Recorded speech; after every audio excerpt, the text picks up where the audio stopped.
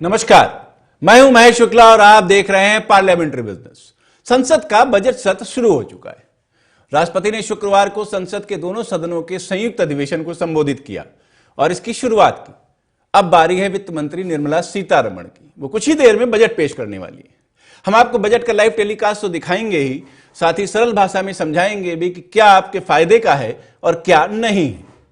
Budget 2021 के बारे में साधारण भाषा में सारी जानकारी के लिए देखते रहिए पार्लियामेंट्री बिजनेस, या फिर लॉग ऑन करिए parliamentarybusiness.com पर और देखिए समझिए आम बजट खास अंदाज में। पार्लियामेंट्री बिजनेस के सोशल मीडिया पेजों, ट्विटर और फेसबुक पर भी आप बजट के बारे में सारी अहम जानकारियां ले सकते हैं। बजट सत्र में खासा हंगामा होने के आसार भी हैं। इसका नमूना राष्ट्रपति के अभिभाषण से ही मिल गया, जिसका अधिकांश विपक्षी दलों ने बहिष्कार किया था। हालांकि प्रधानमंत्री ने बजट सत्र को लेकर हुई सर्वदलीय बैठक के दौरान किसान आंदोलन को लेकर बड़ा बयान दिया है। पीएम मोदी ने सभी पार्टी के नेताओं से कहा कि किसान और सरकार के बीच बातचीत का रास्ता हमेशा खुला हुआ है। उन्होंने कहा कि मैं नरेंद्र तोमर की बात दोहराना चाहूंगा कि मैं किसानों से बस एक कॉल दूर हूं। पीएम ने बड़ा बयान दिया है। अब देखना होगा कि विपक्षी दल इस बयान पर क्या रिस्पॉन्स बजट सत्र में देते हैं। पीएम ने सभी पार्टियों को सभी मुद्दों पर चर्चा का भी आश्वासन दिया है। इस बजट सत्र में विपक्ष के पास कई मुद्दे हैं, वहीं सरकार हंगामे से बचना चाहती है। कुल मिलाकर के देखना बड़ा रोचक होगा कि यह सत्र कैसा जाता है। अब बात करते हैं बजट की। मोदी सरकार संभवतः अब तक का अपना सबसे कठिन बजट पेश करने की तैयारी में है। कोरोना के कारण इकोनॉमी की हालत पतली है। ऐसे में बजट में लोक लुभावन नीतियां रखने की गुंजाइश वित्त मंत्री के पास बेहद कम है। लेकिन पहले से ही कराह रही जनता को कुछ राहत तो देनी ही पड़ेगी। बात चाहे आम आदमी की कमाई पर लगने वाले इनकम टैक्स की हो या सैलरी इनकम में स्टैंडर्ड डिडक्शन की, वित्त मंत्री को इस मोर्चे पर खासी मेहनत करनी होगी। यह दिन वित्त मंत्री ही नहीं, प्रधानमंत्री नरेंद्र मोदी के लिए भी खासा अहम होने वाला है। पूरी दुनिया की इकोनॉमी पर कोरोना महामारी का असर पड़ा है। उद्योग धंधे अभी तक कराह रहे हैं। सरकारी राहत पैकेज आने के बावजूद बहुत तेजी अभी नहीं दिखी है। वहीं आम आदमी का भी ख्याल रखना सरकार की जिम्मेदारी होगी। ये सब कुछ बजट में वित्त मंत्री को बड़ी बाजीगरी के साथ शामिल करना होगा। आम बजट 2021 में वित्त मंत्री को इन्हीं सारी बातों में संतुलन बनाना होगा। चलिए सबसे पहले शुरू करते हैं आम आदमी की बात से। वित्त मंत्री पहुंच चुकी हैं संसद, बजट पेश होने वाला है। हम आपको लेकर के चलते हैं सीधे संसद और दिखाते हैं कि आज बजट के पिटारे में आपके लिए क्या है।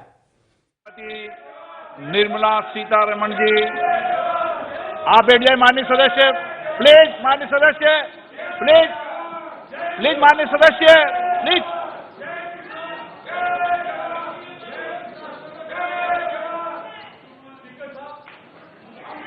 धन्यवाद जी। ऑनरेबल आपको बोलने का मौका दूंगा बजट के बाद, माननीय वित्त मंत्री जी। Honourable speaker, I present the budget for the year 2021-2022. As introduction, Honorable Speaker, the preparation of this budget was undertaken in circumstances like never before. We knew of calamities that have affected a country or a region within a country. But what we have endured with COVID-19 through 2020 is sui generis. When I presented the budget 2020-2021, we could not have imagined that the global economy, already in throes of a slowdown, would be pushed into an unprecedented contraction. We could not have also imagined then that our people, as those in other countries, would have to endure the loss of near and dear ones and suffer hardships brought about due to a health crisis. The risk of not having a lockdown was far too high. Within 48 hours of declaring a 3-week-long complete lockdown, the Prime Minister announced the Pradhan Mantri Garib Kalyan Yojana, valued at 2.76 lakh crores, that provided free food grain to 800 million people free cooking gas for 80 million families for months, and cash directly to over 400 million farmers, women, elderly, the poor, and the needy. Even as a large section of citizens stayed home, milk, vegetables, fruit suppliers, health and sanitary workers, truck drivers, railways and public transport workers, bank employees, electricity workers, our annadatas, police, firemen and the armed forces all had to go about their work as normal, but with the additional anxiety of the virus hanging over them. We recognize this, and I think I speak on behalf of everybody in this august house when I express my heartfelt gratitude to these men and women for how they were able to carry out their work and duty to provide for the nation's basics over those crucial months. Speaker, sir, for public good, honorable members of parliament and members of legislative assemblies too offered their salaries. In May 2020, the government announced the Atmanirbhar Bharat package. To sustain the recovery further into the year, we also rolled out 2 more Atmanirbhar packages, 2 and 3. Total financial impact of all the Atmanirbhar Bharat packages, including measures taken by the RBI, was estimated to be about 27.1 lakh crores, which amounts to more than 13% of our GDP. As a government, we kept a watch on the situation and were proactive in our responses. The government, led by the Prime Minister, stretched its resources to deliver for most vulnerable sections of our society, the poorest of the poor, the Dalits, the tribals, the elderly, the migrant workers, and our children. The Pradhan Mantri Garib Kalyan Yojana, the 3 Atmanirbhar packages, and announcements made later were like 5 mini budgets in themselves. The Atmanirbhar packages accelerated our pace of structural reforms, redefinition of MSMEs, commercialization of the mining sector, agriculture and labor reforms, privatization of public sector undertakings, One Nation, One Ration Card, production-linked incentive schemes are some of the notable reforms carried out during this period. Faceless income tax assessment, DBT, and financial inclusion are the others. Today, India has 2 vaccines available and has begun medically safeguarding not only her own citizens against COVID-19, but also those of 100 or more countries. It is added comfort to know that 2 or more vaccines are also expected soon. Honorable Prime Minister launched the vaccination drive by crediting and thanking our scientists. We are ever grateful for the strength and rigor of their efforts. Having said that, we are all reminded time and again that our fight against COVID-19 continues into 2021. Now, just as it happened after the 2 world wars, there are signs that the political, economic, and strategic relations in the post-COVID world are changing. This moment in history is the dawn of a new era, one in which India is well poised to truly be the land of promise and hope. I borrow the words of Rabindranath Tagore. Faith is the bird that feels the light and sings when the dawn is still dark. Faith is the bird that feels the light and sings when the dawn is still dark. In this spirit, I can't help but recall the joy that we as cricket-loving nation felt after the Team India's recent spectacular success in Australia. It has reminded us of all the qualities that we as a people, particularly our youth, epitomize of having abundant promise and the unsuppressed thirst to perform and to succeed. Today, data shows that India now has one of the lowest death rate of 112 per million population and one of the lowest active cases of about 130 per million. This has laid the foundation to the revival we are seeing now in the economy. This budget will be the first of this new decade. This budget will also be a digital budget, and that has happened with all your support. So far, only 3 times has a budget followed a contraction in the economy. All such contractions earlier were as a result of situations typical to India.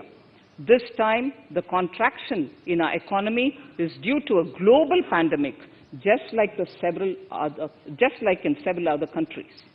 Having said that, I want to confidently state that our government is fully prepared to support and facilitate the economy's reset. This budget provides every opportunity for our economy to raise and capture the pace that it needs for a sustainable growth. 2021 is the year of many important milestones for our history. I mention a few of these. It is the 75th year of independence, 60 years of Goa's accession to India, 50 years of the 1971 India-Pakistan War. It will be the year of the 8th census of independent India. It will also be India's turn at the BRICS presidency, the year for our Chandrayaan-3 mission, and the Haridwar Mahakumbh.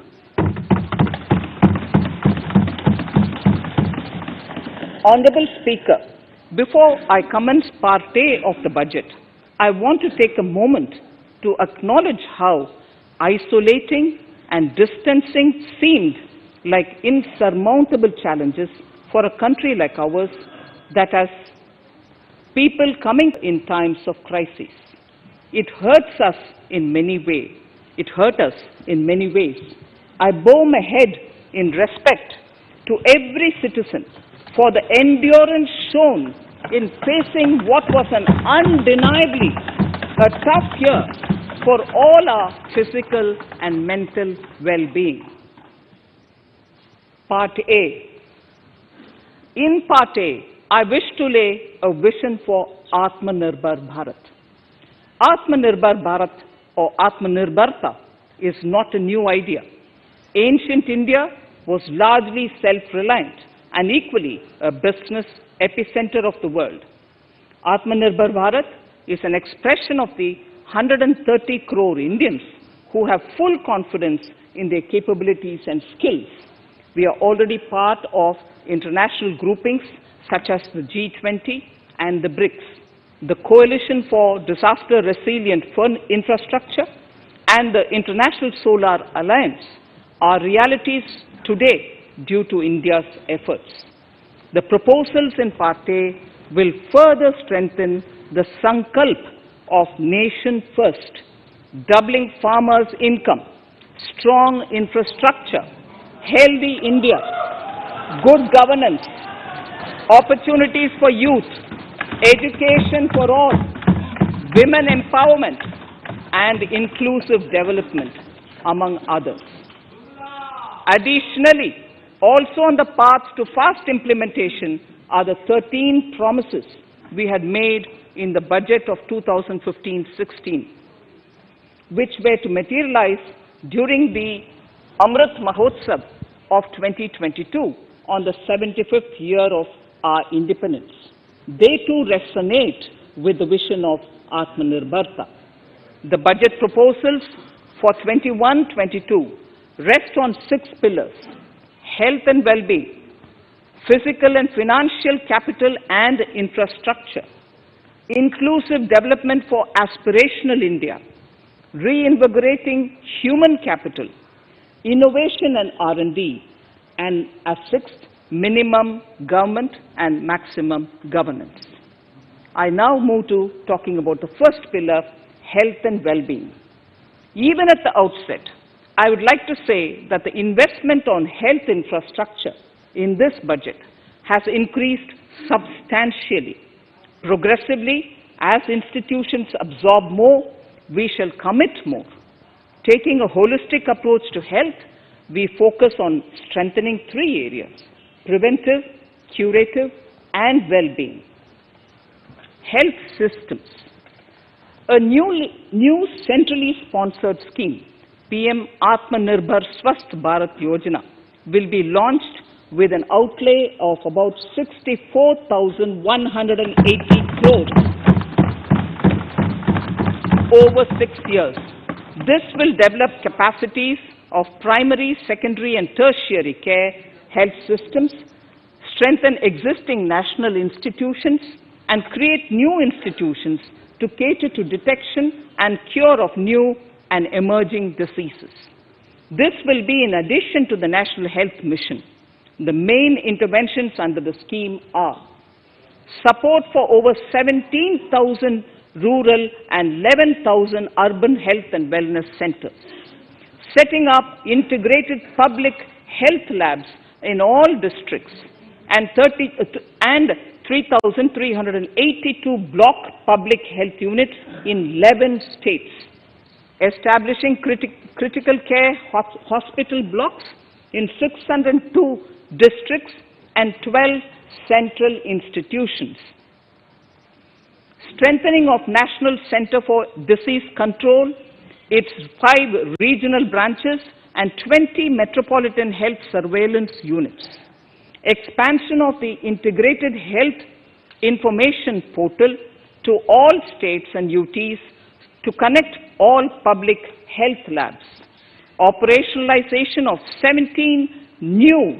public health units, and strengthening of 33 existing public health units at points of entry, that is, at 32 airports, 11 seaports, and 7 land crossings, setting up of 15 health emergency operations centers and 2 mobile hospitals, and setting up of a National Institution for One Health, a regional research platform for WHO, World Health Organization, Southeast Asia Region Office, 9 biosafety level 3 laboratories, and 4 regional national institutes for virology.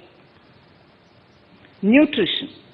To strengthen nutritional content, delivery, outreach, and outcome, we will merge the Supplementary Nutrition Program and the Poshan Abhiyan and launch the Mission Poshan 2.0. We shall adopt an intensified strategy to improve nutritional outcomes across 112 aspirational districts. Universal coverage of water supply. The World Health Organization has repeatedly stressed the importance of clean water, sanitation, and clean environment as a prerequisite to achieving universal health.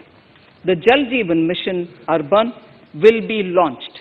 It aims at universal water supply in all 4,378 urban local bodies with 2.86 crores household tap connections, as well as liquid waste management in 500 Amrit cities.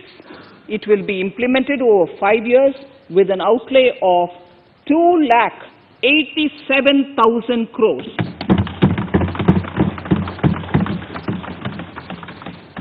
Swachh Bharat and Swasth Bharat. For further Swachhata of urban India, we intend to focus on complete fecal sludge management and wastewater treatment, source segregation of garbage, reduction in single-use plastic, reduction in air pollution by effectively managing waste from construction and demolition activities, and bioremediation of all legacy dump sites. The Urban Swachh Bharat Mission 2.0 will be implemented with a total financial allocation of 1,41,678 crores over a period of 5 years from 2021. Clean air. To tackle the burgeoning problem of air pollution, I propose to provide an amount of 2,217 crores of rupees for 42 urban centers with 1 million+ population in this budget. Scrapping policy. We are separately announcing, Honorable Speaker, a voluntary vehicle scrapping policy to phase out old and unfit vehicles. This will help in encouraging fuel-efficient, environment-friendly vehicles, thereby reducing vehicular pollution and oil import bills. Vehicles would undergo fitness tests in automated fitness centers after 20 years in case of personal vehicles and after 15 years in case of commercial vehicles. Details of the scheme will be separately shared by the Ministry. Vaccines. The pneumococcal vaccine, a made-in-India product, is presently limited to only 5 states. It will be rolled out across the country. This will avert more than 50,000 child deaths annually. Honorable Speaker, I have provided 35,000 crores of rupees for COVID-19 vaccines in this year 21-22. I am committed to provide further funds if required. So the budget outlay for health and well-being is 2,23,846 crores in this BE 21-22 as against the BE of only 94,452 crores, and it marks an increase of 137%. The details of the same are at Annexure 1 of the speech. Honorable Speaker, I now move to the second pillar, physical and financial capital and infrastructure. Atmanirbhar Bharat, production-linked incentive schemes are things which I would like to place an emphasis. For a $5 trillion economy, our manufacturing sector has to grow in double digits on a sustained basis. Our manufacturing companies need to become an integral part of global supply chains, possess core competence and cutting-edge technology. To achieve all of the above, PLI schemes to create manufacturing global champions for an Atmanirbhar Bharat have been announced for 13 sectors. For this, the government has committed nearly 1.97 lakh crores over 5 years starting this financial year. This initiative will help bring scale and size in key sectors, create and nurture global champions, and provide jobs to our youth. Textiles. To enable the textile industry to become globally competitive, attract large investments, and boost employment generation, a scheme of Mega Investment Textiles Park will be launched in addition to the PLI schemes. This will create world-class infrastructure with plug-and-play facilities to create global champions in exports. 7 textile parks will be established over 3 years. Infrastructure. The National Infrastructure Pipeline, which I announced in December 2019, is the first of its kind. Whole of government exercise ever undertaken by Government of India. The NIP was launched with 6,835 projects. The project pipeline has now expanded to 7,400 projects. Around 217 projects worth rupees 1.10 lakh crores under some key infrastructure ministries have been completed. The NIP is a specific target which this government is committed to achieving over the coming years. It will require major increase in funding from both the government and the financial sector. In this budget, I propose to take concrete steps to do this in 3 ways. Firstly, by creating the institutional structures. Secondly, by a big thrust on monetizing assets.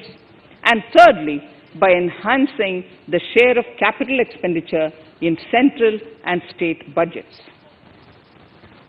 Infrastructure needs long-term debt financing. A professionally managed development financial institution is necessary to act as a provider, enabler, and catalyst for infrastructure financing.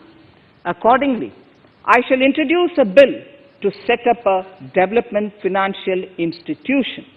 I have provided a sum of 20,000 crore rupees to capitalize this institution. The ambition is to have a lending portfolio of at least 5 lakh crores for this DFI within 3 years' time. Debt financing of InvITs and rates by foreign portfolio investors will be enabled by making suitable amendments in the relevant legislations. This will further ease access of finance to InvITs and rates, thus augmenting funds for infrastructure and real estate sectors. Asset monetization. Monetizing operating public infrastructure. Monetizing operating public infrastructure assets is a very important financing option for new infrastructure construction. A national monetization pipeline of potential brownfield infrastructure assets will be launched. An asset monetization dashboard will also be created for tracking the progress and to provide visibility to investors. Some important measures in the direction of monetization are National Highways Authority of India and the PGCIL each have sponsored one InvIT that will attract international and institutional investors. 5 operational roads with an estimated enterprise value of 5,000 crores of rupees are being transferred to the NHAI InvIT. Similarly, transmission assets of value 7,000 crores will be transferred to the PGCIL InvIT. Railways will monetize dedicated freight corridor assets for operations and maintenance after commissioning. The next lot of airports will be monetized for operations and management concessions.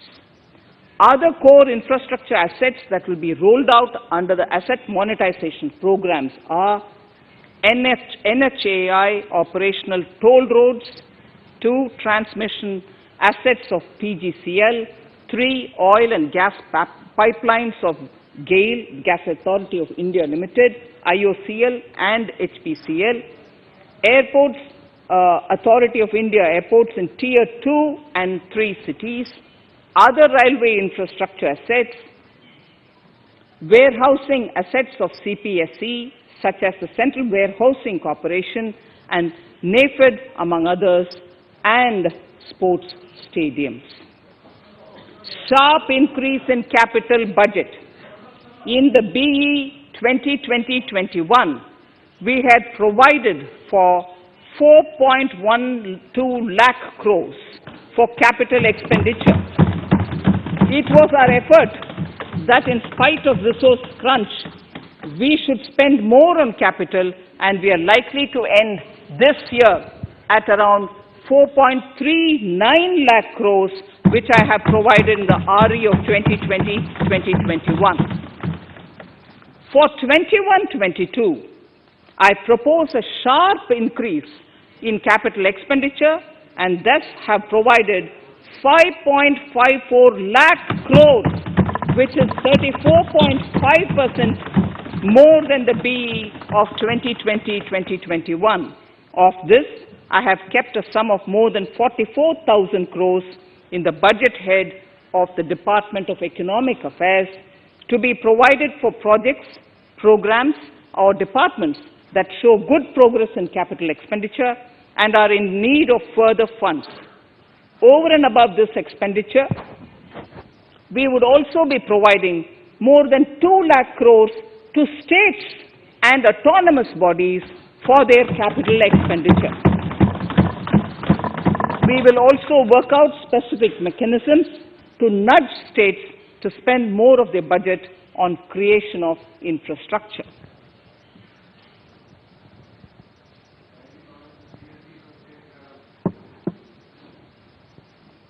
Roads and highways infrastructure. More than 13,000 kilometer length of roads at a cost of 3.3 lakh crores has already been awarded under the 5.35 lakh crores Bharatmala Pariyojana project, of which 3,800 kilometers have been constructed. By March 2022, we would be awarding another 8,500 kilometers and complete an additional 11,000 kilometers of national highway corridors. To further augment road infrastructure, more economic corridors are also being planned. Some are 3,500 kilometers of national highway works in the state of Tamil Nadu at an investment of 1.03 lakh crores. These include Madurai-Kollam corridor, Chittoor-Tachur corridor, and construction will start next year. Second, 1,100 kilometers of national highway works in the state of Kerala at an investment of 65,000 crores, including 600 kilometer section of Mumbai-Kanyakumari corridor in Kerala. Third, 675 kilometers of highway works in the state of West Bengal at a cost of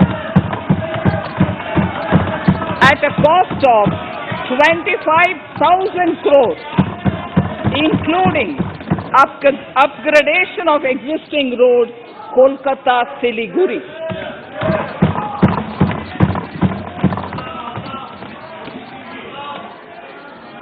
National highway works of around 19,000 crores are currently in progress in the state of Assam. Further works of more than 34,000 crores covering more than 1,300 kilometers of national highways will be undertaken in the state in the coming 3 years. Some of the flagship corridors and other important projects that would see considerable activity in 2021-22 are in Annexure 2 to my speech. I am also providing an enhanced outlay of 1,18,101 lakh crores, 1,18,101 crores for Ministry of Road Transport and Highways, of which 1,08,230 crores is for capital, the highest ever provided. Railway infrastructure. Honorable Speaker, sir, Indian Railways have prepared a National Rail Plan for India 2030. The plan is to create a future-ready railway system by 2030.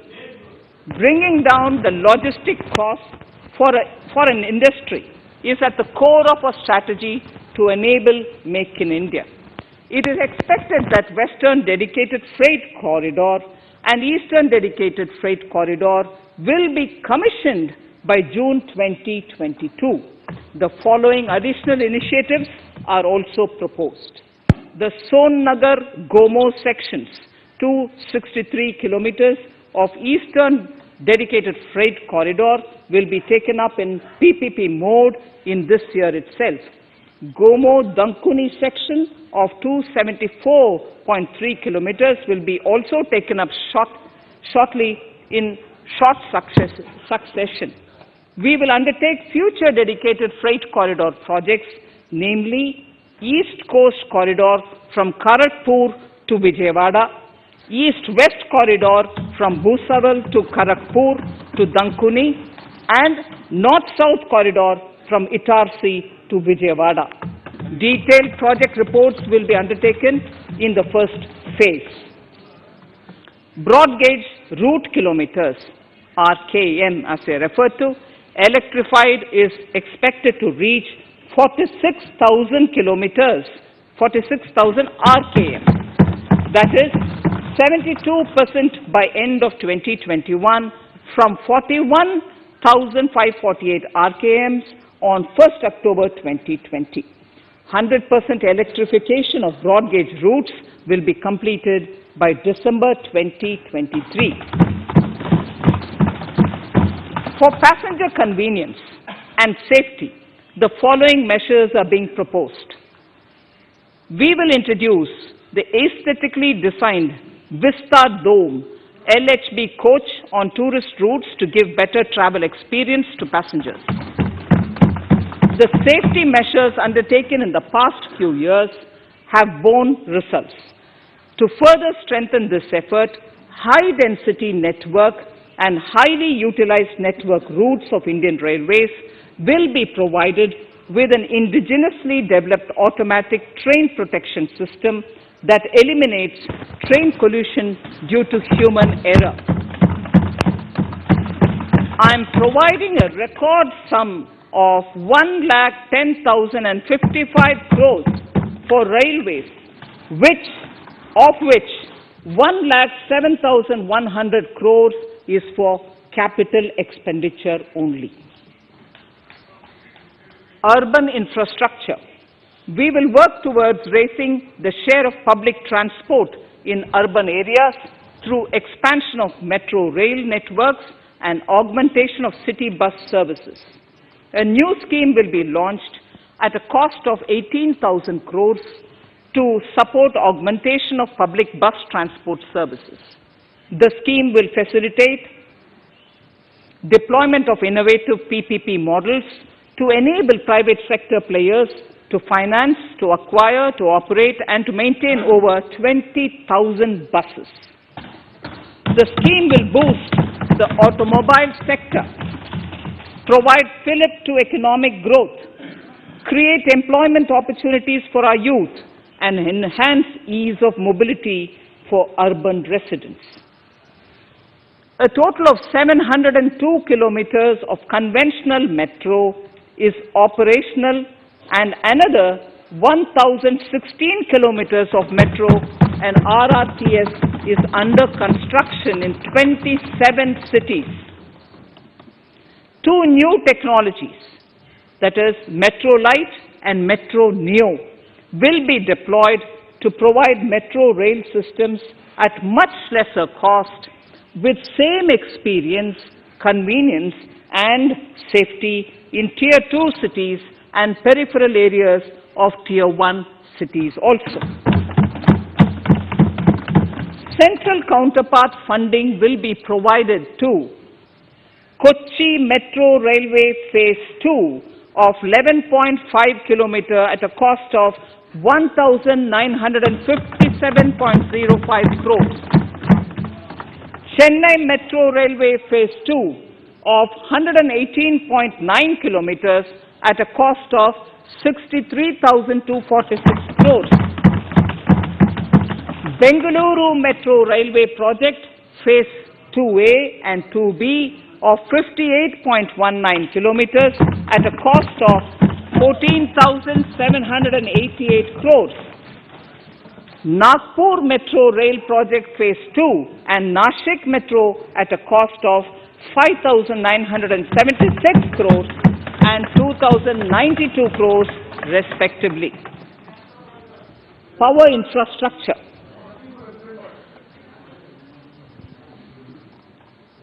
The past 6 years have seen a number of reforms and achievements in power sector. We have added 139 gigawatts of installed capacity, connected an additional 2.8 crore households, and added 1.41 lakh circuit kilometers of transmission lines. The distribution companies across the country are monopolies, either government or private. There is a need to provide choice to the consumers by promoting competition. A framework will be put in place to give consumers alternatives to choose from among more than one distribution companies. I read that sentence again. A framework will be put in place to give consumers alternatives to choose from among more than one distribution company. The viability of distribution companies is a serious concern. A revamped, reforms-based, results-linked power distribution sector scheme will be launched with an outlay of 3,05,984 crores over 5 years. The scheme will provide assistance to DISCOMs for infrastructure creation, including prepaid smart metering, feeder separation, upgradation of systems, etc., tied to financial improvements. Prime Minister, while speaking at the third Reinvestment Conference in November 2020, had announced plans to launch a comprehensive national hydrogen energy mission. It is now proposed to launch a hydrogen energy mission in 2021-22 for generating hydrogen from green power sources. Ports, shipping and waterways. Major ports will be moving from managing their operational services on their own to a model where a private partner will manage it for them. For the purpose, 7 projects worth more than 2,000 crores will be offered by the major ports on private-public partnership mode in FY 21-22. A scheme for promoting flagging of merchant ships in India will be launched by providing subsidy support to Indian shipping companies in global tenders floated by ministries and CPSCs. An amount of 1,624 crores will be provided over 5 years. This initiative will enable greater training and employment opportunities for Indian seafarers, besides enhancing Indian companies' share in global shipping. India has enacted Recycling of Ships Act in 2019 and acceded to the Hong Kong International Convention. Around 90 ship recycling yards at Alang in Gujarat have already achieved HKC compliant certificates. Efforts will be made to bring more ships to India from Europe and Japan. Recycling capacities of around 4.5 million light displacement ton LDT will be doubled by 2024. This is expected to generate an additional 1.5 lakh jobs for our youth. Petroleum and natural gas. Our government has kept fuel supplies running across the country without interruption during the COVID-19 lockdown period. Taking note of the crucial nature of the sector in people's lives, the following key initiatives are being announced. 1. Ujjwala scheme, which has benefited 8 crore households, will be extended to cover 1 crore more beneficiaries. We will add 100 more districts in next 3 years to the city gas distribution network. A gas pipeline project will be taken up in the Union Territory of Jammu and Kashmir. An independent gas transport system operator will be set up for facilitation and coordination of booking of common carrier capacity in all natural gas pipelines on a non-discriminatory open access basis. Financial capital. I propose to consolidate the provisions of the Psb Act 1992, Depositories Act 1996, Securities Contracts Regulation Act 1956, and Government Securities Act 2007 into a rationalized single Securities Markets Code. The government would support the development of a world-class fintech hub at the GIFT IFSC. To instill confidence amongst the participants in corporate bond market during times of stress and to generally enhance secondary market liquidity, it is proposed to create a permanent institutional framework. The proposed body would purchase investment-grade debt securities both in the stressed and normal times and help in the development of the bond market. In the budget 2018-19, government had announced its intent to establish a system of regulated gold exchanges in the country. For the purpose, SEBI will be notified as the regulator, and Warehousing Development and Regulatory Authority will be strengthened to set up a commodity market ecosystem arrangement, including vaulting, assaying, logistics, etc., in addition to warehousing. Towards investor protection, I propose to introduce an investor charter as a right of all financial investors across all financial products. To give a further boost to the non-conventional energy sector, I propose to provide additional capital infusion of 1,000 crores to Solar Energy Corporation of India and 1,500 crores to Indian Renewable Energy Development Agency. I propose to amend the Insurance Act 1938 to increase the permissible FDI limit from 49% to 74% in insurance companies and allow foreign ownership and control with safeguards. Under the new structure, the majority of directors on the board and key management persons would be resident Indians, with at least 50% of directors being independent directors and specified percentage of profits being retained as general reserve.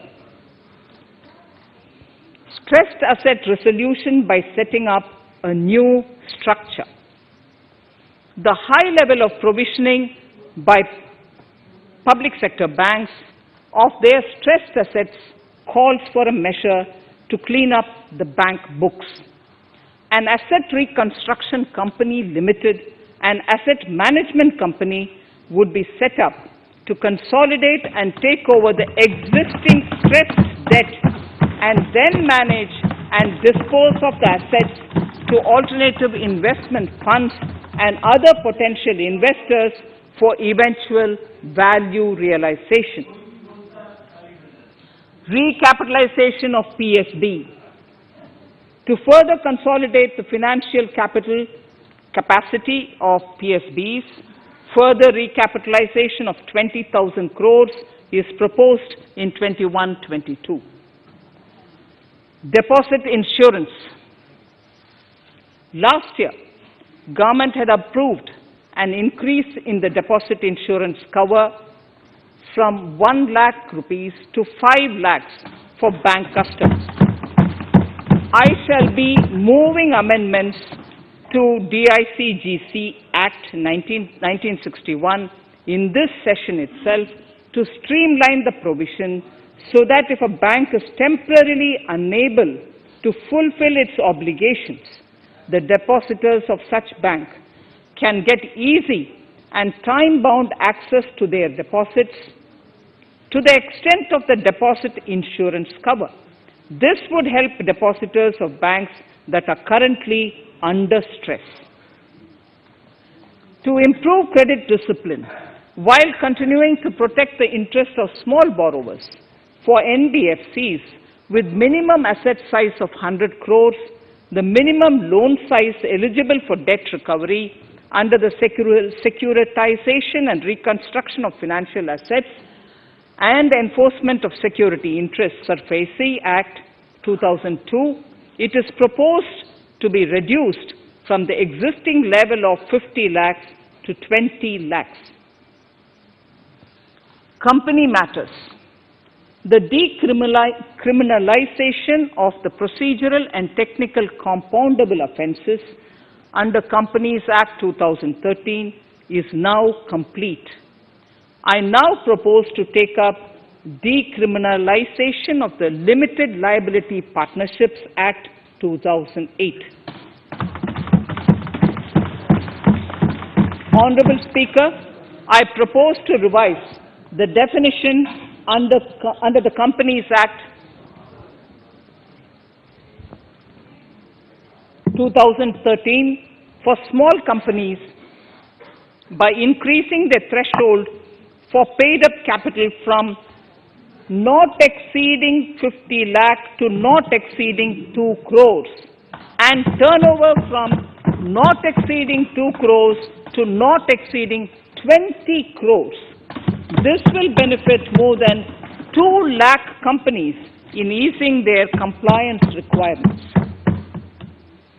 As a further measure which directly benefits startups and innovators, I propose to incentivize the incorporation of one-person companies by allowing one-person companies to grow without any restriction on paid-up capital and turnover, allowing their conversion into any other type of company at any time, reducing the residency limit for an Indian citizen to set up an one-person company from 182 days to 120 days, and allow also non-resident Indians to incorporate OPCs in India. This will be a big boost for startups. To ensure faster resolution of cases, the NCLT framework will be strengthened, e-court system shall be implemented, and alternate methods of debt resolution and special framework for MSMEs shall be introduced.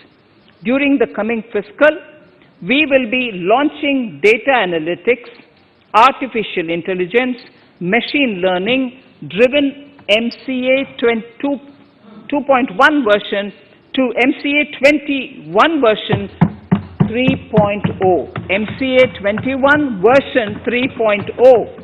This version 3.0 will have additional modules for e-scrutiny, e-adjudication, e-consultation, and compliance management. Disinvestment and strategic sale. In spite of COVID-19, we have kept working towards strategic disinvestment. A number of transactions, namely BPCL, Air India, Shipping Corporation of India, Container Corporation of India, IDBI Bank, Bharat Earth Movers Limited, Pavan Hans, Neelachal Ispat Nigam Limited, among others, would be completed in 21-22. Other than IDBI Bank, we propose to take up the 2 public sector banks and 1 general insurance company in the year 21-22. This would require legislative amendments, and I propose to introduce the amendments in this session itself. In 21-22, we would also bring the IPO of LIC, for which I am bringing the requisite amendments in this session itself. In the Atmanirbhar package, I had announced that we will come out with a policy of strategic disinvestment of public sector enterprises. I'm happy to inform the House that the government has the government has approved the said policy. The policy provides a clear roadmap for disinvestment in all non-strategic and strategic sectors. We have kept 4 areas that are strategic, where bare minimum CPSEs will be maintained and rest privatized. In the remaining sectors of all CPSEs will be privatized. The main highlights of the policy are mentioned in Annexure 3. To fast forward the disinvestment policy, I'm asking NITI to work out on the next list of centre public sector companies that would be taken up for strategic disinvestment. To similarly incentivize states to take to disinvestment of their public sector companies, we will work out an incentive package of central funds to states. Idle assets will not contribute to Atmanirbhar Bharat. The non-core assets largely consist of surplus land with government ministries and departments and public sector enterprises. Monetizing of land can either be by way of direct sale or concession or by similar means. This requires special abilities, and for this purpose, I propose to use a special purpose vehicle in the form of a company that would carry out this activity. In order to ensure timely completion of closure of sick or loss-making CPSEs, we will introduce a revised mechanism that will ensure timely closure of such units. I have estimated 1,75,000 crores as receipts from disinvestment in BE 21-22.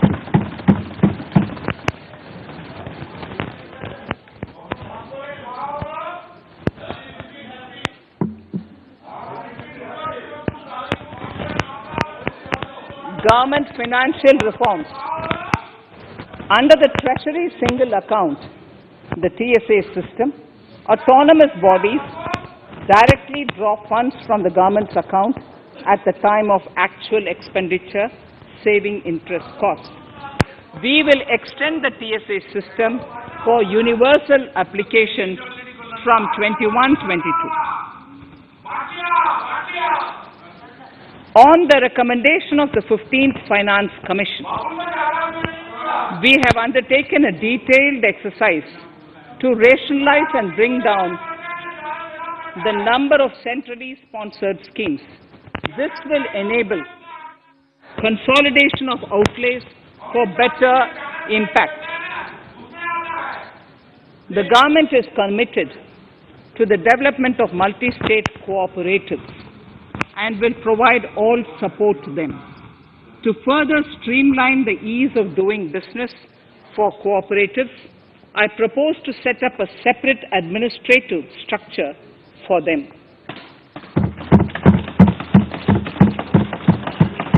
So the third pillar of Atmanirbhar Bharat, inclusive development for aspirational India. Honorable Speaker, sir, under this pillar, I will cover agriculture and allied sectors, farmers' welfare and rural India, migrant workers and labor, and financial inclusion. Agriculture. Our government is committed to the welfare of farmers. The MSP regime has undergone a sea change to assure price that is at least 1.5 times the cost of production across all commodities.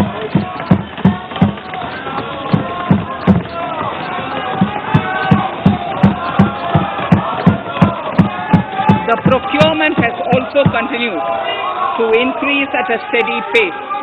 This has resulted in increase in payment to farmers substantially.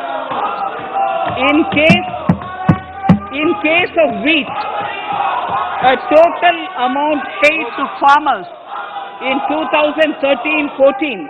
Honorable Speaker, sir, the data that I give now is important for all honorable members to kindly hear. In case of wheat, the total amount paid to farmers in 2013-14 was 33,874 crores.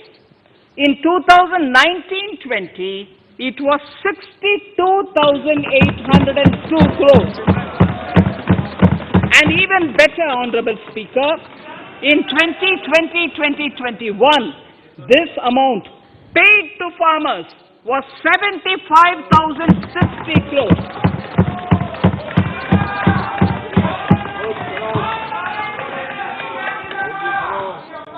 Honorable Speaker, again an important fact, the number of wheat growing farmers that were benefited increased in 2020-21 to 43.36 lakhs compared to 35.57 lakhs in 2019-20. That much of an increase within 1 year. For paddy, again an important data. For paddy, the amount paid in 2013-14 was 63,928 crores. In 2019-20, this increased to 1,41,930 crores. Even better, in 2020-2021, this is further, in 2020-21, this is further estimated, and I'm saying this is further estimated because the procurement is ongoing, and therefore I can't give you the final figure. This is further estimated to increase to 1,72,752 crores. The number of farmers benefited increased from 1.24 crores in 2019-20 to 1.54 crores in 2020-21. In the same way, Honorable Speaker, sir, in the case of pulses, the amount paid in 2013-14 was 236 crores. In 2019-20, this was increased to 8,285 crores. Now in 2021, it is at 10,530 crores. More than 40 times increase from 2013-14. The receipts to cotton farmers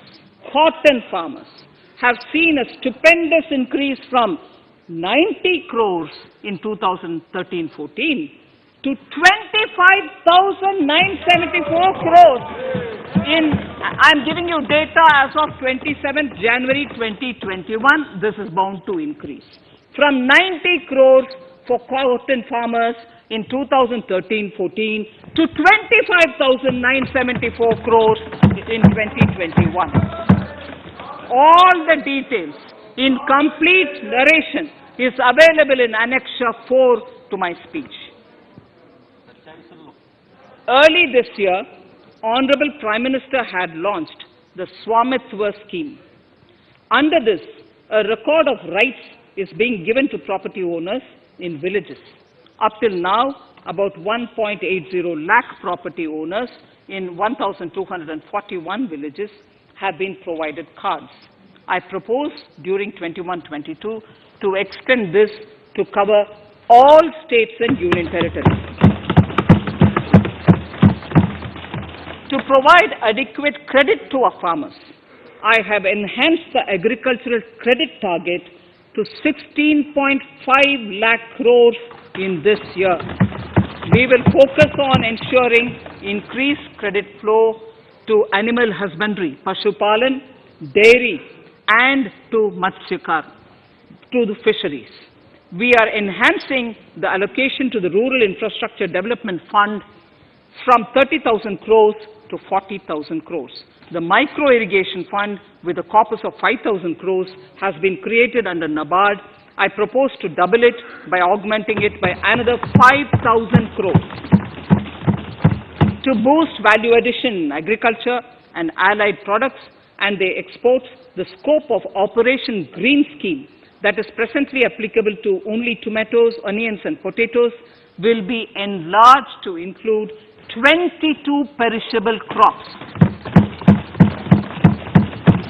Around 1.68 lakh crore farmers, around 1.68 crore farmers are registered, and 1.14 lakh crores of rupees trade value has been carried out through e-NAMs, the National Agricultural Market. Keeping in view the transparency and the competitiveness that e-NAM has brought into the agricultural market, 1,000 more mandis will be integrated with e-NAM.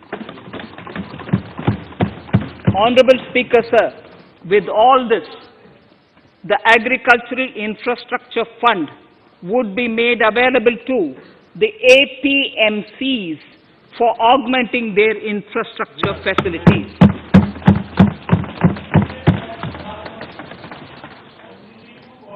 Fisheries. I am proposing substantial investments in the development of modern fishing harbors and fish landing centers. To start with, 5 major fishing harbors, Kochi, Chennai, Visakhapatnam, Paradip, and Petua Ghat, will be developed as hubs for economic activity. We will also develop inland fishing harbors and fish landing centers along the banks of rivers and waterways. Seaweed farming is an emerging sector with potential to transform the lives of coastal communities. It will provide large-scale employment and additional incomes. To promote seaweed farming and cultivation, I propose a multi-purpose seaweed park to be established in Tamil Nadu. Migrant workers and laborers. We have launched the One Nation, One Ration Card scheme, through which beneficiaries can claim their rations anywhere in the country. Migrant workers in particular benefit from the scheme. Those staying away from their families can partially claim their ration where they are stationed, while their family in their native places can claim the rest. I am happy to inform you that One Nation, One Ration Card plan is under implementation by 32 states and union territories, reaching about 69 crore beneficiaries. That's a total of 86% beneficiaries covered. The remaining 4 states and UTs will be integrated in the next few months. To further extend our efforts towards the unorganized labor force, migrant workers in particular, I propose to launch a portal that will collect relevant information on gig workers, building and construction workers, among others. This will help formulate health, housing, skill, insurance credit, and food schemes for all migrant workers. We will conclude a process that began 20 years ago with the implementation of the 4 labor codes. For the first time globally, social security benefits will be extended to gig and platform workers.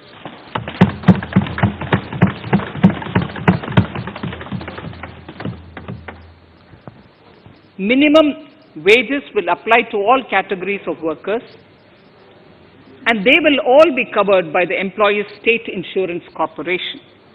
Women will be allowed to work in all categories and also in the night shifts with adequate protection. At the same time, compliance burden on employers will be reduced with a single registration and licensing and online returns. Financial inclusion.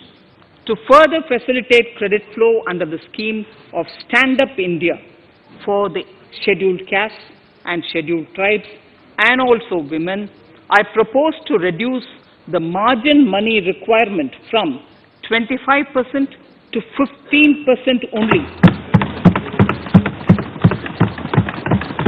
and to also include loans for activities in allied sectors in allied activities in agriculture.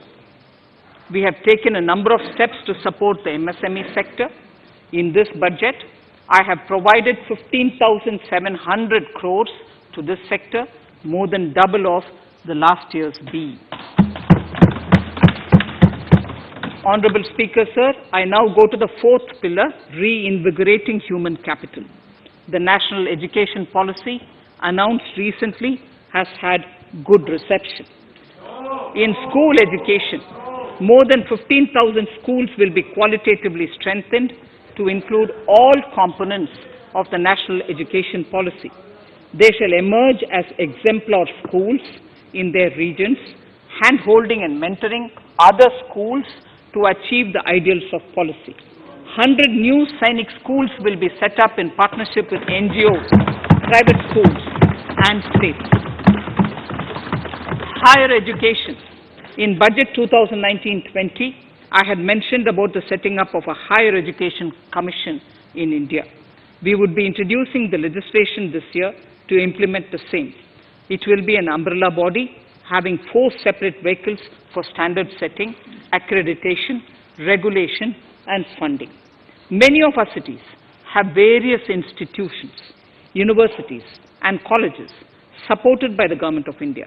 Hyderabad, for example, has about 40 major institutions. In 9 such cities, we will create a formal umbrella structure so that these institutions can have better synergy while also retaining their internal autonomy. A glue grant will be set aside for this purpose. For accessible higher education in Ladakh, I propose to set up a central university in Leh.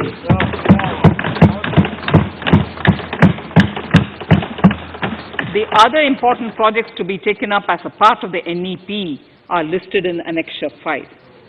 Scheduled caste and scheduled tribes welfare.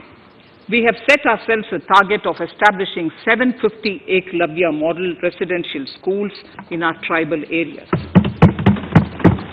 I propose to increase the unit cost of each such school from 20 crores, which is what it is now, to 38 crores, and for hilly and difficult areas to 48 crores.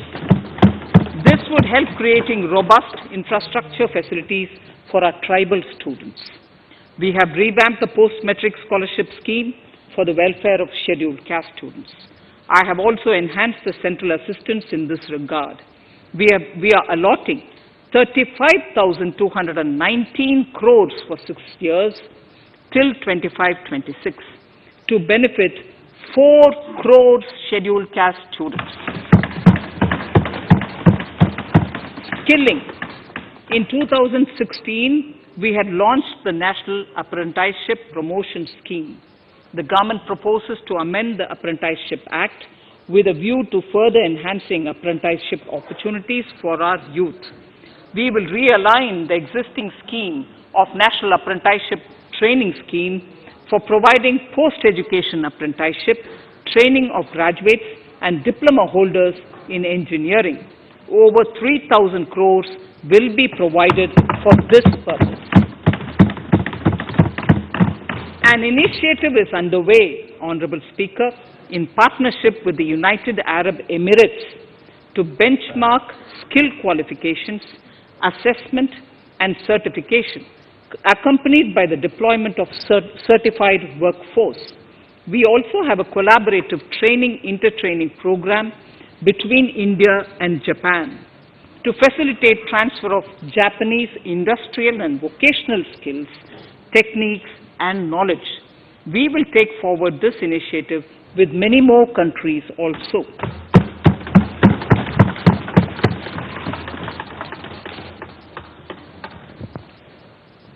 Innovation and R&D.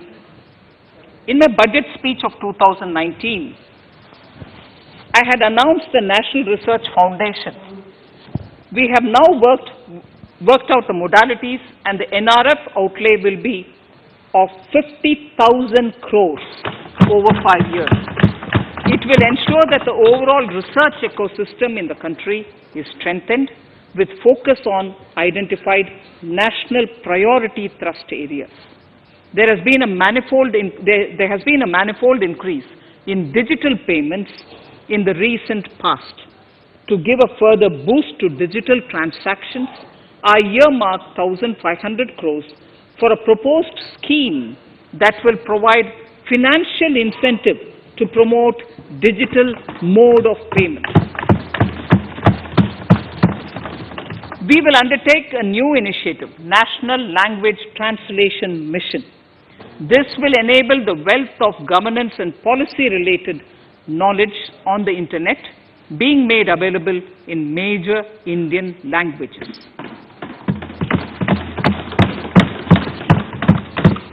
The new Space India Limited, a PSU under the Department of Space, will execute the PSLV CS-51 launch, carrying the Amazonia satellite from Brazil, along with a few smaller Indian satellites. As part of the Gaganyaan mission activities, 4 Indian astronauts are being trained on generic spaceflight aspects in Russia. The first unmanned launch is slated for December 2021. Our oceans are a storehouse of living and non-living resources. To better understand this realm, we will launch a deep ocean mission with a budget outlay of more than 4,000 crores over 5 years. This mission will cover deep ocean survey exploration and projects for the conservation of deep sea biodiversity. I come to the 6th pillar, Honorable Speaker, minimum government, maximum governance. Honorable Speaker, sir, this is the last of the 6 pillars. This will outline plans for reforms in one of our core principles of minimum government, maximum governance. We have taken a number of steps to bring reforms in tribunals in the last few years for speedy delivery of justice. Continuing with the reforms process, I now propose to take further measures to rationalize the functioning of tribunals. We have introduced the National Commission for Allied Healthcare Professionals Bill in Parliament. National Commission for Allied Healthcare Professionals Bill in the Parliament, with a view to ensure transparent and efficient regulation of 56 allied healthcare professionals.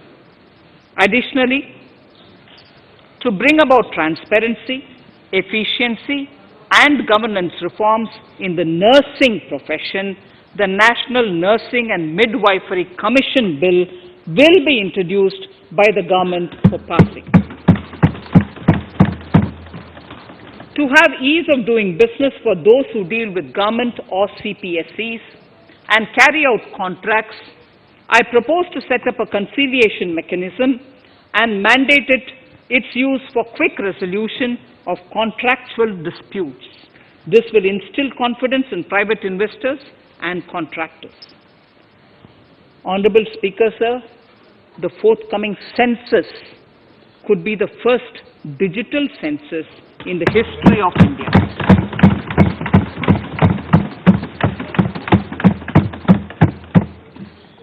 For this monumental milestone marking task, I have allocated 3,768 crores in this year, 21-22.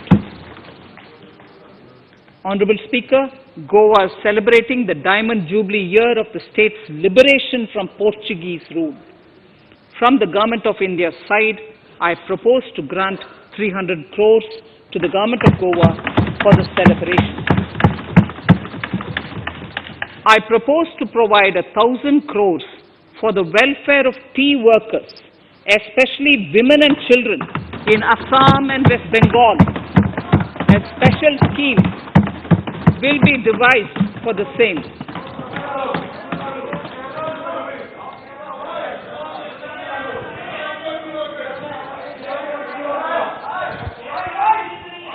Fiscal position. Fiscal position. In these last few paragraphs of part A of my speech, I draw the attention of this august House to the fact that at the beginning of the current financial year, the pandemic's impact on the economy resulted in a weak revenue inflow. This was combined with high expenditure to provide essential relief to vulnerable sections of the society, especially the poor, the women, scheduled castes, and scheduled tribes. Unlike many other countries, we opted for a series of medium-sized packages during the pandemic so that we could calibrate and target our response according to the evolving situation. Once the health situation stabilized and the lockdown was being slowly lifted, we switched to ramping up government spending so as to revive domestic demand. As a result, against an original BE expenditure of 30.42 lakh crores for 2020-21, our RE estimates are 34.50 lakhs. 30.42 now within the year going up to 34.5 lakh crores. We have maintained quality of expenditure. The capital expenditure estimated in the RE is 4.39 lakh crores as against 4.12 lakh crores in the BE stage. So the beginning of the year we had marked only 4.12 lakh, whereas it is 4.39 lakh crores as we end the year. Fiscal deficit in RE 2020-2021 is pegged at 9.5% of the GDP. Fiscal deficit in RE 2020 to 2021 is pegged at 9.5% of GDP.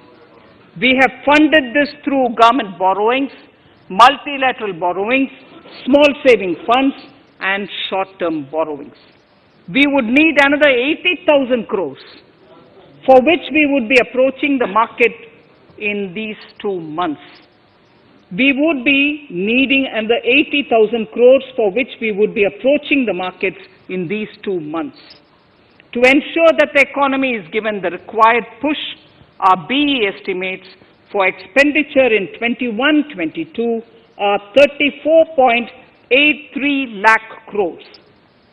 This includes 5.54 lakh crores as capital expenditure, an increase of 34.5% over the BE figure of 2020-2021. The fiscal deficit in BE 21-22 is estimated to be 6.8% of the GDP. The gross borrowing from the market for the next year would be around 12 lakh crores. We plan to continue with our path of fiscal consolidation and intend to reach the fiscal deficit level below 4.5% of the GDP by 2025-2026, with a fairly steady decline over the period. We hope to achieve the consolidation by first increasing the buoyancy of tax revenue through improved compliance, and secondly, by increased receipts from monetization of assets, including public sector enterprises and land. The Contingency Fund of India is being proposed to be augmented. The Contingency Fund of India is being proposed to be augmented from 500 crores to 30,000 crores through finance bill. In accordance with the views of the 15th Finance Commission, we are allowing a normal ceiling of net borrowing for the states at 4% of GSDP for the year 21-22. A portion of this ceiling will be earmarked to be spent on incremental capital expenditure. Additional borrowing ceiling of 0.5% of the GSDP will also be provided, subject to conditions. States will be expected to reach a fiscal deficit of 3% of GSDP by 2023-24 as recommended by the 15th Finance Commission. In the July 2019-20 budget, I introduced the Statement 27 on extra budgetary resources. It disclosed the borrowings of the government agencies that went towards funding Government of India schemes and whose repayment burden was on the government. In my 2020-21 budget, I enhanced the scope and coverage of that statement by including the loans provided by government to the FCI, the Food Corporation of India. Taking a step further in this direction, I propose to discontinue the NSSF loan to FCI for food subsidy, and accordingly, budget provisions have been made in RE 2020-21 and in the BE 2021-22. The extra budgetary resource details are at Annexure 6. We know that the Frbm Act mandates fiscal deficit of 3% of GDP to be achieved by 31st March 2020-2021. The effect of this year's unforeseen and unprecedented circumstances has necessitated the submission of a deviation statement under Sections 4 of Subclause 5 and Section 7, Subclause 3b of the Frbm Act, which I am laying on the table of the House as part of the Frbm documents.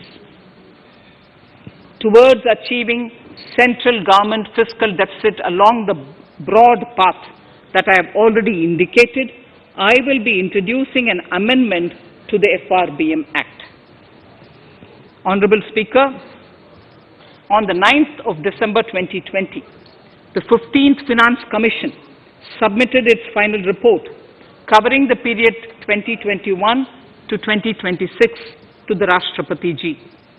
The government has laid the Commission's report along with the explanatory memorandum in the Parliament, retaining the vertical shares of the states at 41%. We recognize our commitment to fiscal federalism and propose, therefore, to adhere to this recommendation.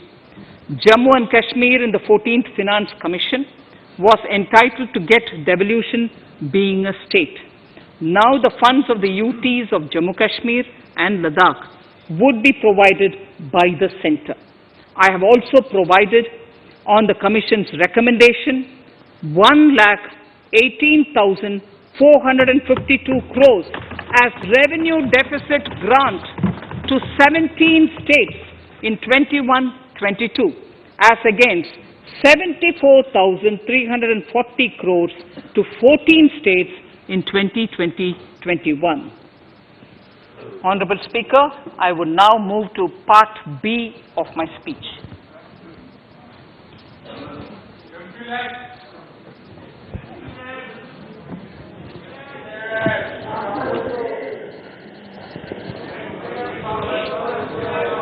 Honorable Speaker, the world is facing a serious challenge of the pandemic and its aftershock.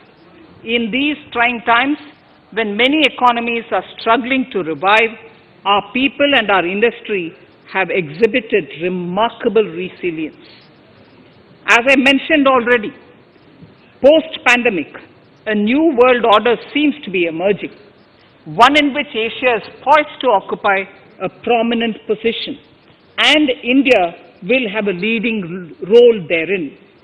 In this scenario, our tax system has to be transparent, efficient, and should promote investments and employment in our country. At the same time, it should put minimum burden on our taxpayers. I borrow the words of Thiruvalluvar, the saint. Yetralum, Eatalum, Kathalum, Katha Vaguthalum, Nalla Valladarasu. A king or a ruler is the one who creates and acquires wealth, protects and distributes it for common good. Tirukkural. Direct tax proposals. Keeping this in mind, the words of Tirukkural, our government introduced a series of reforms in the direct tax system for the benefit of our taxpayers and the economy. Few months prior to the pandemic, in order to attract investments, we slashed our corporate tax rate to make it among the lowest in the world. the dividend distribution tax too was abolished. The burden of taxation on small taxpayers was eased by increasing rebates. In 2020, the return filers saw a dramatic increase to 6.48 crores from 3.31 crores in 2014. In the direct tax administration, we had recently introduced the faceless assessment and faceless appeal. I now seek to take further steps to simplify the tax administration, ease compliance, and reduce litigation. Relief to senior citizens. I begin my direct tax proposals by offering my pranam to our senior citizens. Many of them, despite having foregone several basic necessities of their own, have strived to build our nation. Now in the 75th year of independence of our country, when we continue our endeavor with renewed vigor, we shall reduce compliance burden on our senior citizens who are 75 years of age and above. For senior citizens who only have pension and interest income, I propose exemption from filing their income tax returns.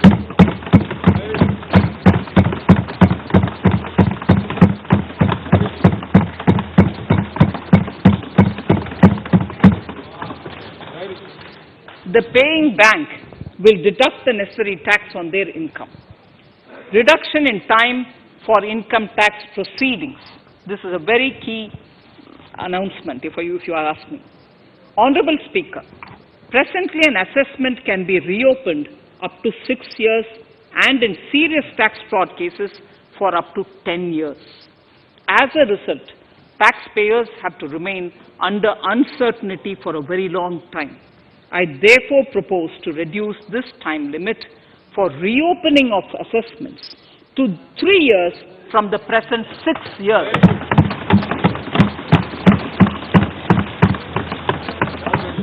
In serious tax evasion cases too, only where there is evidence of concealment of income of 50 lakh or more in a year. In serious tax evasion cases too, only where there is evidence of concealment of income of 50 lakh or more in a year can the assessment be reopened up to 10 years. Even this reopening can be done only after the approval of the Principal Chief Commissioner, the highest level of Income Tax Department. Setting up the Dispute Resolution Committee. Honorable Speaker, it has been the resolve of this government to reduce litigation, which mars the present taxation system. The government came out with the Direct Taxation Vivad Se Vishwas scheme to give taxpayers an opportunity to settle long-pending disputes and be relieved to further strain on their time and resources. The response from taxpayers has been the best ever, as over 110,000 taxpayers have already opted to settle tax disputes of over 85,000 crores under the scheme. To further reduce litigation for small taxpayers, I propose to constitute a dispute resolution committee for them, which will be faceless to ensure efficiency, transparency, and accountability. Anyone with a taxable income up to 50 lakh and disputed income up to 10 lakh shall be eligible to approach the committee. Faceless IT-AT. For ease of compliance and to reduce discretion, we are committed to make the taxation processes faceless. The government has already introduced faceless assessment and appeal this year. The next level of income tax appeal is the Income Tax Appellate Tribunal. I now propose to make this tribunal faceless. We shall establish a national faceless Income Tax Appellate Tribunal Center. All communication between the tribunal and the appellant shall be electronic. Where personal hearing is needed, it shall be done through video conferencing. Relaxations to NRI. When non-resident Indians return to India, they have issues with respect to their accrued incomes in their foreign retirement accounts. This is usually due to mismatch in taxation period. They also face difficulties in getting credit for Indian taxes in foreign jurisdictions. I propose to notify rules for removing their hardship of double taxation. Exemption from audit. Currently, if your turnover exceeds 1 crore, you have to get your accounts audited. In February 2020 budget, I had increased the limit for tax audit to 5 crores for those who carry out 95% of their transactions digitally. To further incentivize digital transactions and to reduce compliance burden, I propose to increase this limit for tax audit for such persons from 5 crores to 10 crores. Relief for dividend. In the previous budget, I had abolished the dividend distribution tax in order to incentivize investment. Dividend was made taxable in the hands of shareholders. Now, in order to provide ease of compliance, I propose to make dividend payment to rate and InvIT exempt from TDS. Further, as the amount of dividend income cannot be estimated correctly by the shareholders for paying advance tax, I propose to provide that advance tax liability on dividend income shall arise only after the declaration or payment of dividend. Also, for the foreign portfolio investors, I propose to enable deduction of tax on dividend income at lower treaty rate. Attracting foreign investment into infrastructure sector. In the last budget, for attracting foreign investment in the infrastructure sector, we had granted 100% tax exemption, subject to certain conditions, to foreign sovereign wealth funds and pension funds on their income from investment in Indian infrastructure. We have noticed that few of such funds are facing difficulties in meeting some of the conditions. In order to ensure that a large number of funds invest in India, I propose to relax some of these conditions relating to prohibition on private funding, restriction on commercial activities, and direct investment in infrastructure. In order to allow funding of infrastructure by issue of zero-coupon bonds, I propose to make notified infrastructure debt funds eligible to raise funds by issuing tax-efficient zero-coupon bonds. Affordable housing.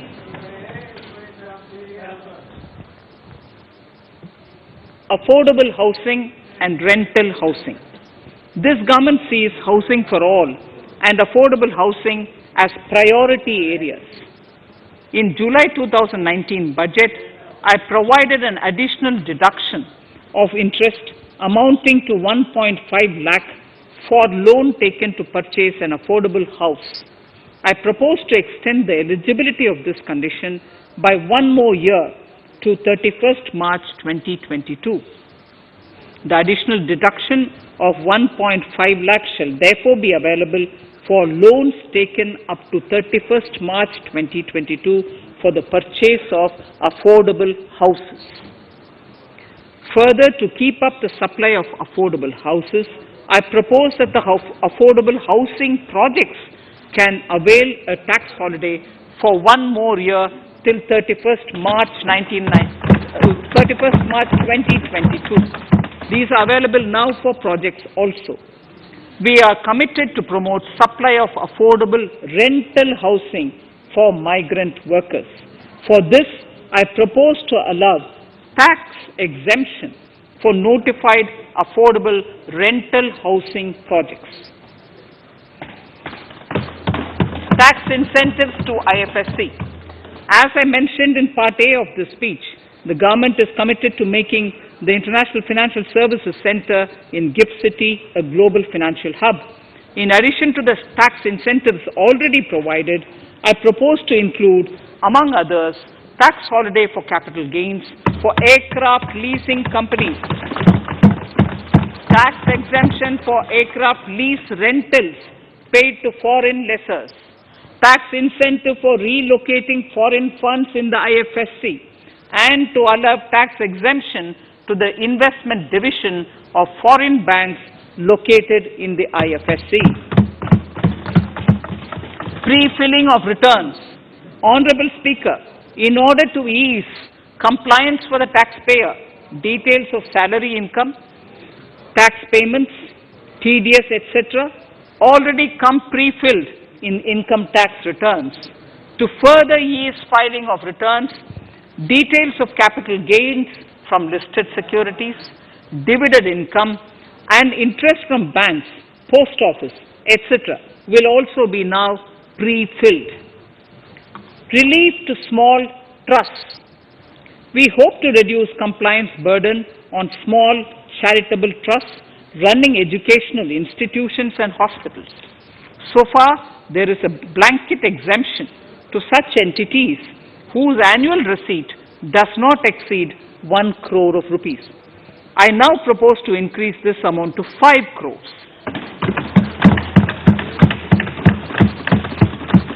Labor welfare.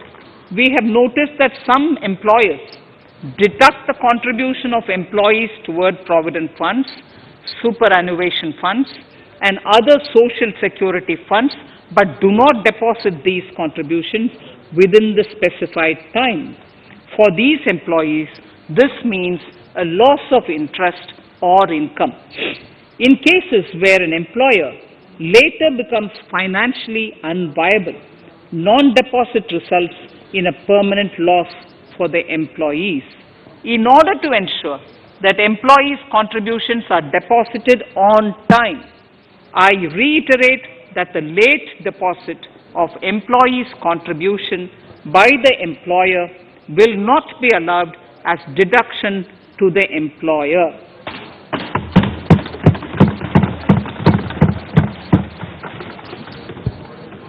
Incentives for startups.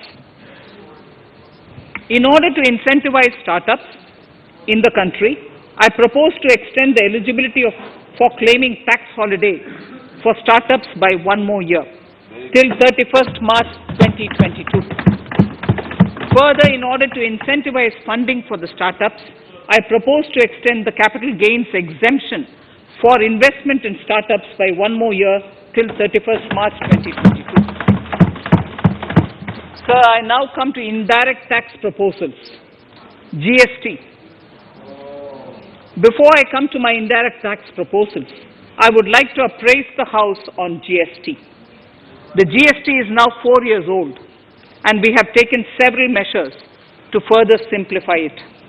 Some of the measures include nil return through SMS, quarterly return and monthly payment for small taxpayers, electronic invoice system, validated input tax statements, pre-filled editable GST return, and staggering of returns filing. The capacity of GST and system has also been enhanced. We have also deployed deep analytics and artificial intelligence to identify tax evaders and fake billers and launched special drives against them. The results speak for themselves. We have made record collections in the last few months. The GST Council has painstakingly thrashed out thorny issues. As chairperson to the Council, I want to assure this House that we shall take every possible measure to smoothen the GST further and to remove anomalies such as inverted duty structure. Custom duty rationalization. Our custom duty policy should have the twin objective of promoting domestic manufacturing and helping India get on to global value chain and export better. The thrust now has to be on easy access to raw materials and exports of value-added products. Towards this, last year, we started overhauling the customs duty structure, eliminating 80 outdated exemptions. I also thank everyone who responded overwhelmingly to a crowdsourcing call for suggestions on this revamp. I now propose to review more than 400 old exemptions this year. I repeat, I now propose to review more than 400 old exemptions this year. We will conduct this through extensive consultations, and from 1st October 2021, we will put in place a revised customs duty structure free of distortions. I also propose that any new customs duty exemptions, therefore, henceforth will have validity up to 31st March following 2 years from the date of the issue. Electronic and mobile phone industry. Domestic electronic manufacturing has grown rapidly. We are now exporting items like mobiles and chargers. For greater domestic value addition, we are withdrawing a few exemptions on part of chargers and sub-parts of mobiles. Further, some parts of mobiles will move from nil rate to a moderate 2.5%. Iron and steel. MSMEs and other user industries have been severely hit by a recent sharp rise in iron and steel prices. Therefore, we are reducing customs duty uniformly to 7.5% on semis, flats, and long products of non-alloy, alloy, and stainless steels. To provide relief to metal recyclers, mostly MSMEs, I am exempting duty on steel scrap for a period up to 31st March 2022. Further, I am also revoking ADD and CVD on certain steel products. Also, to provide relief to copper recyclers, I am reducing duty on copper scrap from 5% to 2.5%. Textiles. The textile sector generates employment and contributes significantly to the economy. There is a need to rationalize duties on raw material inputs to man-made textiles. We are now bringing nylon chain on par with polyester and other man-made fibers. We are uniformly reducing the BCD rates on caprolactam, nylon chips, nylon fiber, and yarn to 5%. This will help the textile industry, MSMEs, and also overall exports. Chemicals. We have calibrated customs duty rates on chemicals to encourage domestic value addition and to remove inversions. Apart from other items, we are reducing customs duty on naphtha to 2.5% to correct inversion. Gold and silver presently attract a basic customs duty of 12.5%. Since the duty was raised from 10% in July 19, prices of precious metals have risen sharply. To bring it closer to previous levels, we are rationalizing customs duty on gold and silver. Renewable energy. In Part A, we have already acknowledged that solar energy has huge promise for India. To build up domestic capacity, we will notify a phased manufacturing plan for solar cells and solar panels. At present, to encourage domestic production, we are raising duty on solar inverters from 5% to 20% and on solar lanterns from 5% to 15%. Capital equipment and auto parts. There is immense potential in manufacturing heavy capital equipment domestically. We will comprehensively review the rate structure in due course. However, we are revising duty rates on certain items immediately. We propose to withdraw exemptions on tunnel boring machine. It will attract a customs duty of 7.5% and its parts a duty of 2.5%. We are raising customs duty on certain auto parts to 15% to bring them on par with general rate on auto parts. MSME products. We are proposing certain changes to benefit MSMEs. We are increasing duty from 10 to 15% on steel screws and plastic builder wares. On prawn feed, we increase it from 5 to 15%. We are rationalizing exemption on import of duty-free items as an incentive to exporters of garments, leather, and handicraft items. Almost all of these items are made domestically by our MSMEs.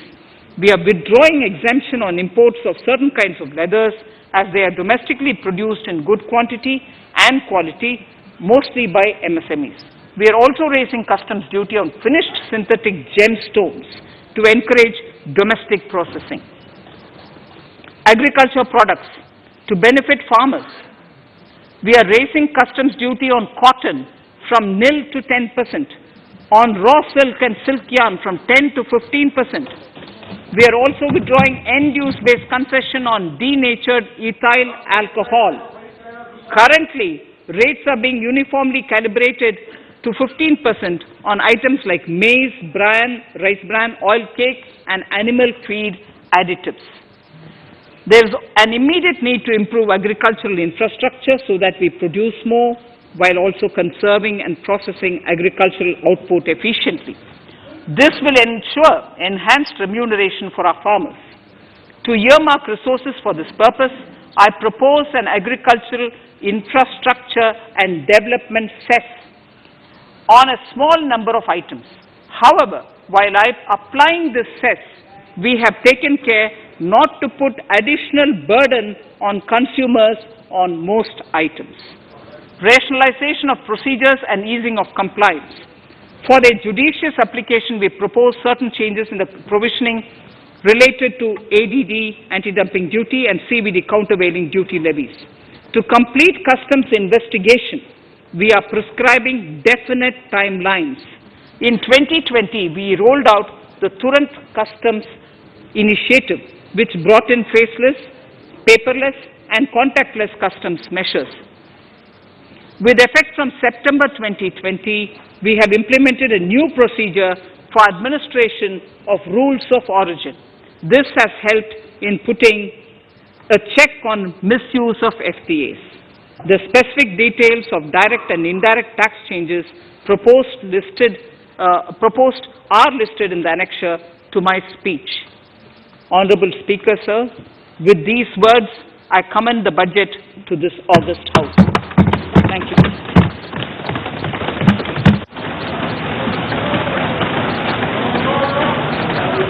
Item number 1, माननीय मंत्री जी, item number 1। Sorry, I don't have it with me. Sir, I wish to place on table the 15th Finance Commission report.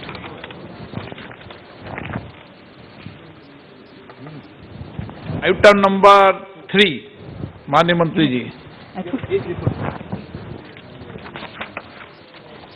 Sir, I wish to lay on the table the following statements under Section 3(1) of the Fiscal Responsibility and Budget Management Act 2003, the medium-term fiscal policy cum fiscal policy strategy statement and macroeconomic framework statement.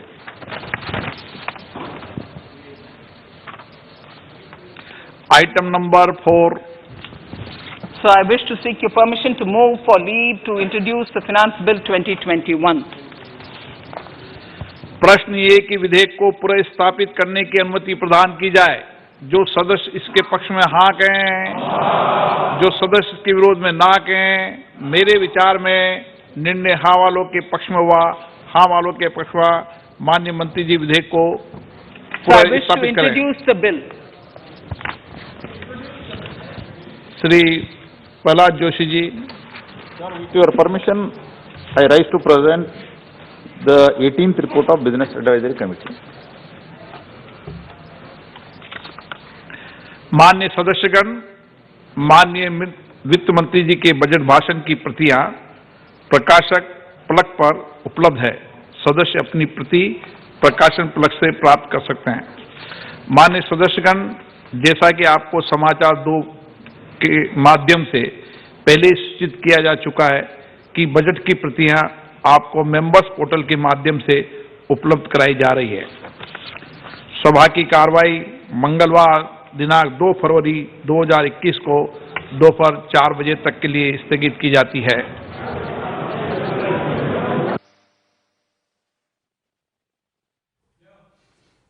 तो आपने देखा कि वित्त मंत्री निर्मला सीतारमण ने corona काल के बाद देश का पहला बजट पेश कर दिया है। हालांकि जैसा माना जा रहा था कि कोरोना महामारी के कारण जो अर्थव्यवस्था को नुकसान पहुंचा है, पूरी दुनिया की अर्थव्यवस्थाएं चोटिल हैं, कराह रही हैं, रिकवर नहीं कर पा रही हैं, वैसे ही भारत की अर्थव्यवस्था भी है, धीरे धीरे आगे बढ़ने की तरफ बढ़ रही सारी अर्थव्यवस्थाएं। तो बहुत उम्मीद नहीं थी कि बहुत लोक लुभावन बजट आएगा, बहुत जनता के लिए फ्रीबीज लेकर के बजट आएगा, मगर बहुत बैलेंस बजट देने की कोशिश की है। खास बात जो हम आपको बताना चाहेंगे कि इस बजट में वित्त मंत्री ने किसानों पर काफ़ी देर बात की, और जितनी देर वो किसानों पर बात करती रही, प्रधानमंत्री समेत सत्ता पक्ष के सभी सदस्य डेस्क थपथपाते रहे।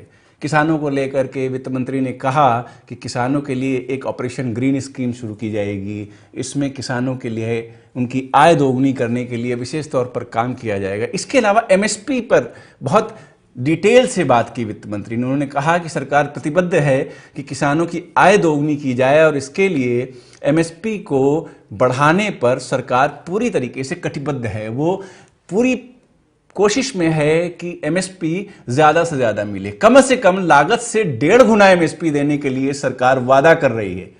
आज बजट भाषण में संसद में वित्त मंत्री ने सरकार की तरफ से यह ऐलान किया कि किसानों की लागत का, फसल को उगाने में लगने वाले पैसे का, लागत का कम से कम 1.5 गुना एमएसपी संबंधित फसलों का रखा जाएगा। उन्होंने आंकड़े भी पेश किए जिसमें उन्होंने कहा कि धान की खरीद 2013-14 की तुलना में 2020-21 आते आते कई गुना बढ़ चुकी है। 1,41,000 करोड़ से ज्यादा एमएसपी के तहत धान खरीदा जा चुका है। उन्होंने ये भी बताया कि देश में गेहूं उगाने वाले किसानों की संख्या काफी तेजी से बढ़ी है। हम आपको बता दें कि एमएसपी पर तमाम फसलें होती हैं, लेकिन जो फसलें सबसे ज़्यादा एमएसपी पर बिकती हैं, इनको लेकर के किसान भी काफ़ी उत्साहित रहते हैं एमएसपी को लेकर के। वो हैं धान, वो हैं गेहूं और वो है मक्का, और इन सारी फसलों को लेकर के सरकार ने तमाम सारे आंकड़े पेश किए हैं। इसके अलावा वित्त मंत्री ने यह भी बताया कि देश में जो इनकम टैक्स का स्ट्रक्चर है उसको थोड़ा और आसान बनाने की कोशिश की जा रही है। जहां जो सीनियर सिटीजन हैं, जो कि 75 साल से अधिक उम्र के लोग हैं, उनको अब इनकम टैक्स भरने की ज़रूरत नहीं होगी। ये एक बड़ी उम्मीद है सीनियर सिटीजन्स के लिए, बहुत परेशान रहते हैं। इसके अलावा बुजुर्गों को पेंशन में भी छूट दी गई है। रही बात इनकम टैक्स को लेकर के जो आंकड़े दिए उन्होंने, उसमें उन्होंने बताया कि पिछले कई सालों में जो इनकम टैक्स भरने वाले लोगों की संख्या है, देश में टैक्स देने वालों की तादाद है, वो करीब करीब दोगुनी हो गई है। उन्होंने जीएसटी को लेकर के भी आंकड़े पेश किए और सदन को बताया कि जीएसटी पिछले कुछ महीनों में रिकॉर्ड स्तर पर पूरे देश से आया है। इसको आप इस तरीके से भी देख सकते हैं कि अगर जीएसटी ठीक से आ रहा है तो यानी कि देश के जो उद्योग व्यापार हैं उनकी सेहत सुधर रही है।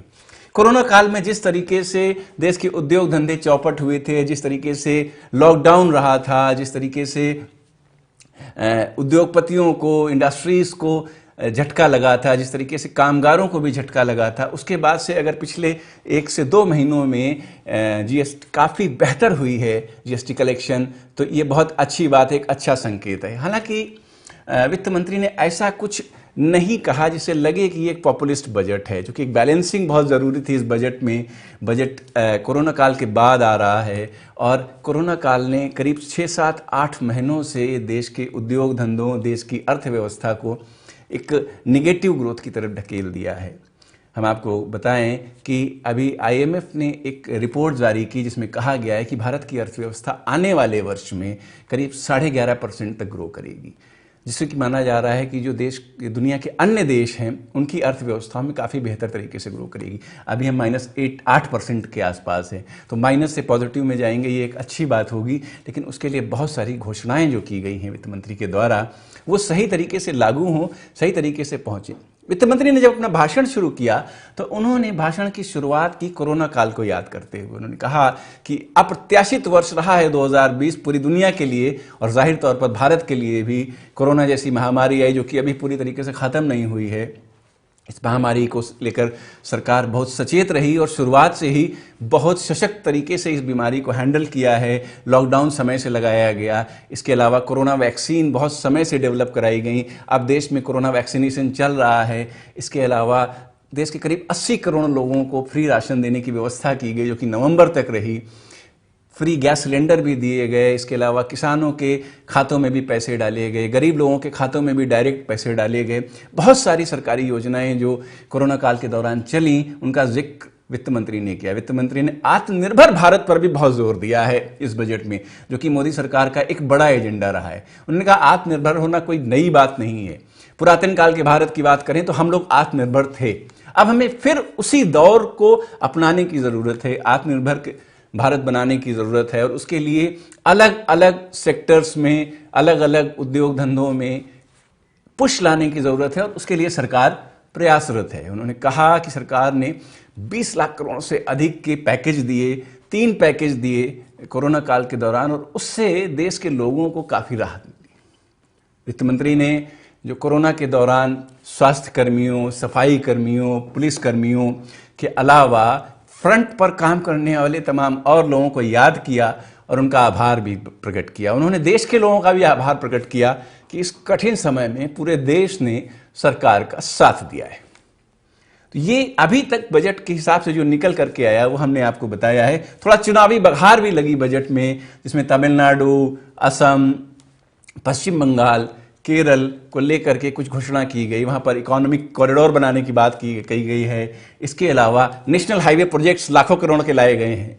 तो इस सब से कहीं ना कहीं वित्त मंत्री ने थोड़ा सा बैलेंस करने की कोशिश की। हम आपको बता दें, पश्चिम बंगाल में विधानसभा चुनाव होने हैं, तमिलनाडु में चुनाव होने हैं, तो इनको लेकर के कहीं ना कहीं सरकार का फोकस थोड़ा सा चुनावी रेवड़ी बांटने पर भी रहा। हालांकि इसे सीधे सीधे चुनावी रेवड़ी नहीं कह सकते हैं, मगर फिर भी इन राज्यों पर खास फोकस रखा गया है।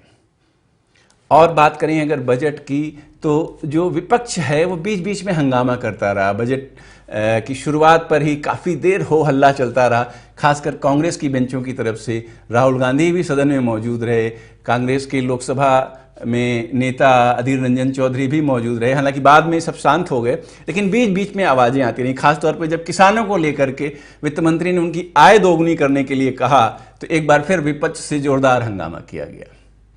अभी तक का यही अपडेट है हमारी तरफ से आपके लिए। हम फिर हाजिर होंगे आपके लिए लेकर के कि बजट में आपके लिए क्या खास है, आपको कहां फायदा मिलेगा और कहां सावधान रहना होगा, कौन सी योजनाएं हैं जो देश की अर्थव्यवस्था को आगे ले जाएंगी, और आप कैसे उन योजनाओं से जुड़ करके अपना भी भला कर सकते हैं। अभी दीजिए इजाजत, थोड़ी देर में हम फिर हाजिर होंगे लेकर के आपके लिए बजट 2021 पार्लियामेंट्री बिजनेस पर।